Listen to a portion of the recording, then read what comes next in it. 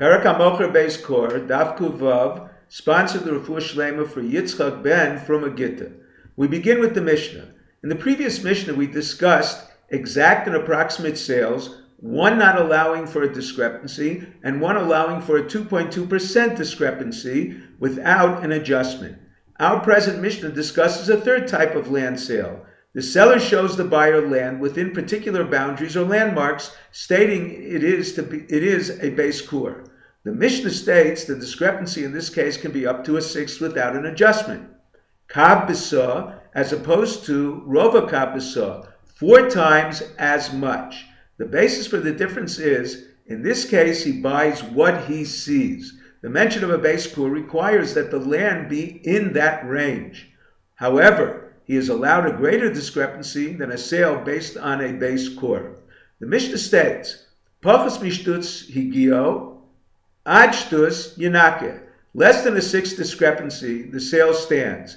Anything down to a sixth, the seller must deduct that percentage of the purchase price and refund it to the buyer. If in excess of a sixth, the buyer must refund that land to the seller. The Gemara brings a dispute when the discrepancy is exactly a sixth. Rav Huna holds its law is similar to less than a sixth.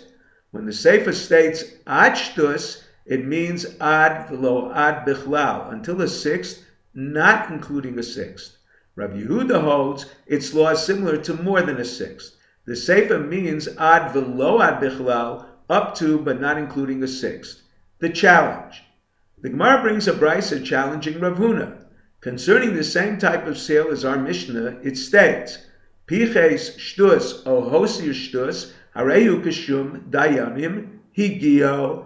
The brisa compares it to an erroneous evaluation made by judges for property of orphans. The sale is void for an error of a sixth and more. A sixth is treated like more than a sixth. For an error less than a sixth, the sale stands.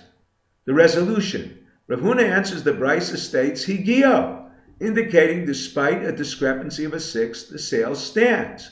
There are 2 possible interpretations to the next line of the Gemara. Kishum dayonin l'shtus, v'lo kishum dayonin.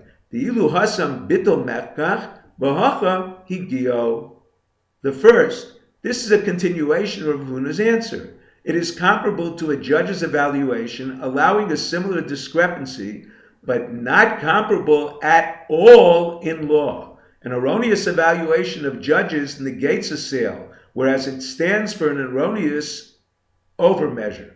Number 2, this represents Rav Yehuda's response to Rav Huna's question, that even a discrepancy of a sixth stands. The comparison to a judge's error is that both the orphans and the buyer do not forego a discrepancy of a sixth, but the law is different in each case. The judge's error voids a sale, whereas a discrepancy in land sale is adjusted.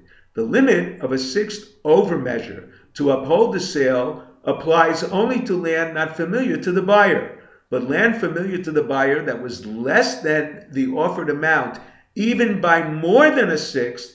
The sale stands because the seller offered a larger amount only to accent its quality, not to compensate for the difference in size. The Gemara quotes a brisa how heirs acquire when they agree to divide by a lottery. Rabbi Yossi states, as soon as one brother draws his lot, he acquires his share. He or his brothers cannot demand a new division, including his share of the estate.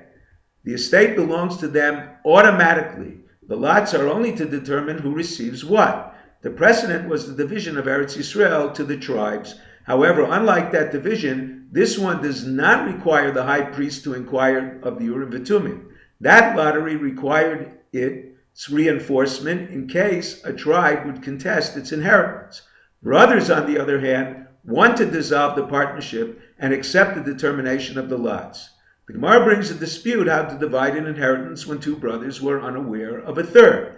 Rav holds Batla Machlokas, the original division is void, and a new one is required. This is not similar to a division of a partnership valid even if one of the principals was not present.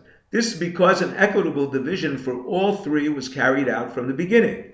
In the case of the unknown heir, the portions of each brother was initially more than they were entitled. Shmuel holds Mekamsin, the division stands, each brother returns the excess. This is not like kur b'shloshim ani mocher lecha, where either party can renege until the buyer acquires the whole core, because sometimes it is in the interest of one party to pull out. But brothers are interested in dissolving their partnership as quickly as possible.